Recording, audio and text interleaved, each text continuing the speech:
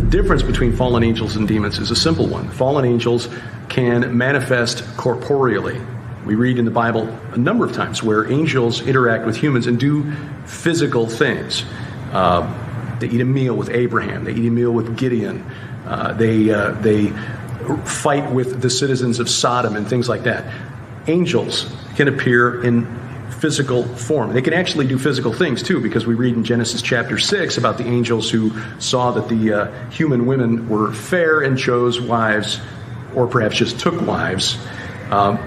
Demons, on the other hand, are totally spirit. They need to inhabit a physical body in order to interact with us in the physical plane, they can oppress us, which can be a feeling of depression or dread, anxiety, stress.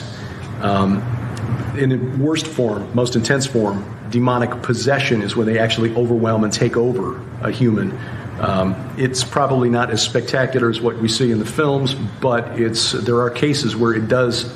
Having talked to deliverance ministers or exorcists, it sometimes gets that spectacular, that gruesome, that dangerous, that frightening. But those would be the powers, principalities, thrones, dominions.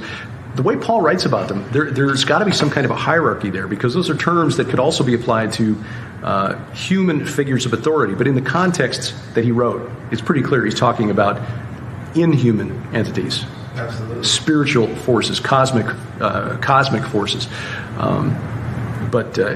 We normally don't perceive them as humans, and it's probably best that we don't. In fact, God made it pretty clear to Moses that he didn't want humans trying to contact the spirit realm.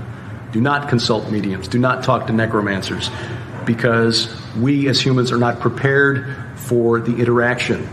We see a being that is indescribably beautiful, a being of light, and we assume he's one of the good guys. But as Paul warned his readers, even Satan appears as an angel of light. The demonic realm, the spirit realm, they really don't have anything to gain by literally scaring the hell out of us. They would rather lull us into a false sense of security. Now, the Bible makes it clear that we were talking about the same ones, the gods of the nations, because in Genesis chapter 10, where we read about the sons, the descendants of Noah, the so-called Table of Nations, there are 70 listed there. But in the ancient Near East, not just with the Hebrew culture, but all across the ancient Near East, the Akkadians, the Amorites, everybody in the ancient Near East understood that 70 represented the complete set. In other words, not one left out. So, in fact, we see that number elsewhere in the Old Testament, like the 70 sons of Gideon who were slaughtered by, Abimelech. Even though Gideon, by the way, said, I don't want to be the king, I'll just make an ephod for myself and, stuff. But his son Abimelech, or, illegitimate son, his name means my father's the king. So, yeah, interesting. And he's the one, did Gideon really have 70 sons? It seems unlikely, but it means that all of them were killed except for the one survivor. So the number 70 means all of them. The Canaanites believed that their chief god, the creator god El, who his mount of assembly was Mount Hermon, which is the northern border of Israel, Lebanon, and Syria today, where the Watchers descended and made their pact to take human wives. He held court there with his 70 sons, the 70 sons of El. Go back a little further in history into about the time of Abraham, and there was a city in northern Syria by the name of Emar, not far from modern Aleppo, where scholars have dug up the clay tablets and found the records and all that. And there was an annual festival held in the spring where the people of Emar would sacrifice 70 lambs. This was usually done around the first day of the first month, the first of Nisan, about 2 weeks before the Hebrews would later celebrate Passover. They would sacrifice 70 lambs for Dagon, who was their chief god, who it was just El by a different name.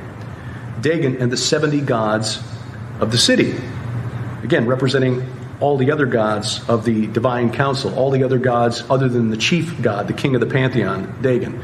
So you got the Canaanites believing there, the ancient Amorites of Emar with their 70 gods.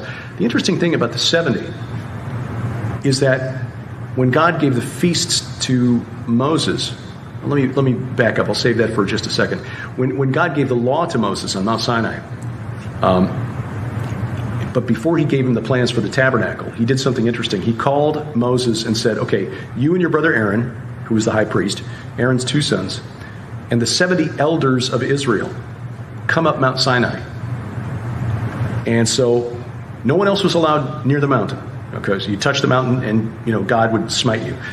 But Aaron, Moses, the 70 elders of Israel climbed the mountain, and this is in Exodus 24. They beheld the God of Israel, and he did not touch them. He did not harm them. They beheld the God of Israel and ate and drank. They had a meal up there on Mount Sinai, the 70 elders of Israel. Now, why did God do that? Because, now wait a minute. How is it possible? We're told that man cannot see the face of God and live. Well, this is where one of the examples in the Old Testament where we see the second power in heaven. We begin to get a picture of the Trinity in the Old Testament. Yes, God the Father in all his glory, when he passed by Moses, who was in the cleft of the rock, could not see his face because it's overwhelming. But God in the flesh, we see the angel of the Lord in the Old Testament in a number of places. That is God in a form that humans can perceive. And he called these men up his holy mountain and had a meal. It was a symbol of what was going to happen. It's a symbol of what's going to happen when we are finally restored to the divine council, when God finally brings us back into the divine council, which we got kicked out of when Adam and Eve disobeyed. But this was a message to the 70, meaning all the gods of the nations. This is what is in store for humanity. You're toast, and you're being replaced. It's like the prodigal son, the parable of the prodigal son. We will someday be welcomed back, covered with pig dung and smelling awful and looking horrible, and God will welcome us with open arms, and that is be the restoration of humanity to the divine council. His message to the 70 gods, again, representing all the gods of the nations. Now, here's the thing. The Feast of Tabernacles in the fall, I wanted to talk about this in my time today, and without getting another hour, I couldn't get into it. The spring festival, this ancient city of Emar, pagan city, sacrificing 70 lambs in the spring, okay, around the time of the Passover, which is when Jesus was sacrificed, who John the Baptist called, behold, the Lamb of God who takes away the sin of the world, okay? Jesus was the perfect lamb to sacrifice.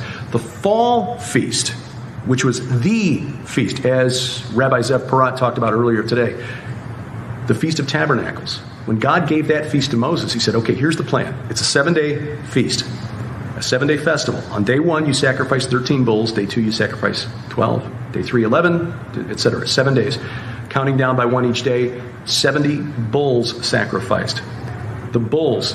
In the ancient world, the bull imagery is connected to these pagan gods over and over again. El, chief god of the Canaanites, called Bull El. Kronos, chief god of the old gods of the Greeks, the Titans. His name comes from a Semitic word meaning horned one. And yet God, giving the feast to Moses, said, okay, here's what Passover, here's what the Feast of Tabernacles represents. Represents God delivering his people from all the other gods of the world, all the other gods of the nations. 70 bulls, the complete set, not one left out. They are sacrificed. God has delivered his people from the pagan gods, all the gods that God allotted to the nations of the world. And as Zeb pointed out, when Jesus came the first time, he was sacrificed as the lamb at Passover in the spring. When he comes back, it's Tabernacles time, where God delivers his people from the gods of the nations. It's beautiful. What is spiritual warfare? Spiritual warfare is really the engagement with the spirit realm, these principalities and powers that the Apostle Paul wrote about. I mean, he made it very clear in Ephesians chapter 6. That's the letter that he wrote to the church at Ephesus, which is in Turkey, where he said, we wrestle not against flesh and blood. His point is, we're not wrestling against or contending with human opponents, even though we may see people of a different political party or a different lifestyle choice or a different skin color as the enemy. That's really not true. The true enemy of mankind, of all mankind, whether we realize it or not, it's not, us humans one against another. It's really these principalities, powers, thrones, dominions, cosmic rulers of this present darkness. Paul was talking about spiritual entities who have rebelled against the creator of the universe and who basically want to destroy humanity. And they're doing it by getting us to fight with each other. So Paul was trying to tell us, hey, look, spiritual warfare, guys, that's what this is about. It's against these principalities and powers. And it begins for Christians on our knees. It's hard because as humans, especially as men, we see a problem, we want to fix it. But we're operating in the natural realm, you know. We've got our natural senses, we see a problem, we want to, and oftentimes that means fixing the person we disagree with. But that's not it. The enemy already wins if we already approach that other person with hatred. If we as Christians want to fulfill the one job Jesus gave us, which is to make disciples of all nations, we have to quit making ourselves a stumbling block between the people who don't know Jesus and him.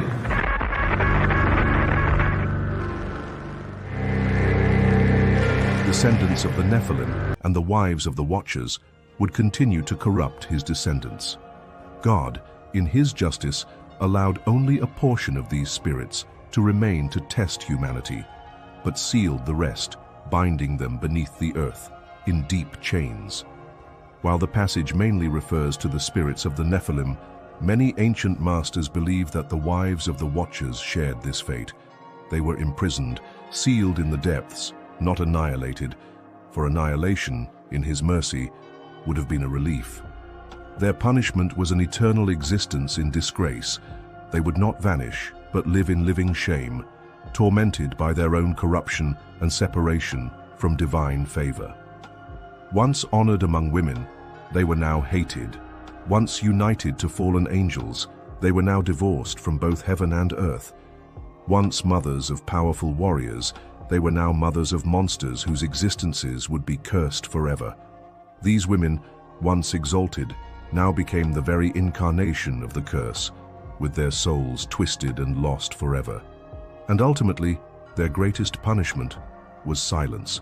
The post-flood sacred texts are utterly silent about them. Their names vanished. There were no more genealogies, no more stories. They were erased from the collective memory, excluded from the book of life. For biblical thought, this was the greatest form of divine rejection possible, to be erased, completely forgotten. Yes, the sirens were undoubtedly part of their curse. They became living symbols of corruption, abandonment, and divine judgment, condemned to wander endlessly in the depths of the sea, seeking souls to seduce.